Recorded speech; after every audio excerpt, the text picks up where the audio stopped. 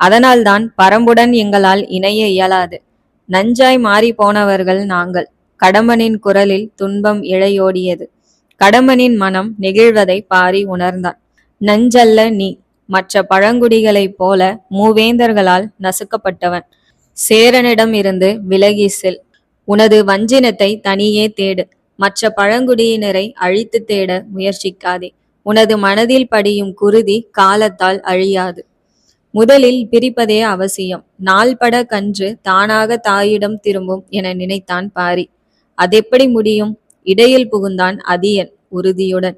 அவன் குரலில் இருந்த வெறி பாரியை ஒரு கணம் யோசிக்க வைத்தது. இவன் கடம்பனை விட அதிகம் பாதிக்கப்பட்டிருக்க வேண்டும். சிந்திக்கும் திறனை முற்றிலும் இழந்து பழிவாங்க மட்டுமே வாழ்வை கடத்துகிறான் என நினைத்தான். அடுத்தவரின் துயரத்தை உணர்வது கடினம். துயரம் என்பது அவரவர் மனதை சார்ந்தது, மனதின் பக்குவத்தை பொறுத்தது. ஒரே இழப்பை எதிர்கொள்ளும் இருவர் இரண்டு விதமாக பதில் வினையாற்றுவர். முற்றிலும் புறையோடி போன மனதை மீட்பது கடினம் என்றுணர்ந்த பாரி, எதனால் முடியாது? கேள்வியை திருப்பினான். அதியனின் மனதில் என்ன இருக்கிறது என்று அறிந்து கொள்ளவும் அவனை எடை போடவும்.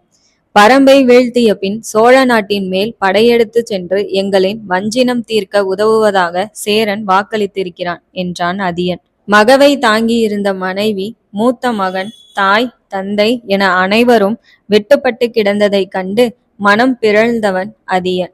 தினமும் அந்த காட்சிகளை மனதில் எண்ணி வெறியேற்றி கொள்பவன்.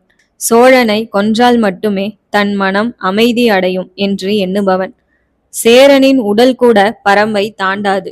இடியென ஒலித்தது பாரியின் குரல். அதிர்ந்தது கருமலை.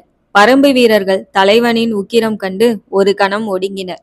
சேரனை விட்டு விலகி செல். சோழனை வஞ்சினம் தீர்க்க நீங்கள் உயிரோடு இருக்க வேண்டும். குரலை உயர்த்தி சொன்னான் பாரி.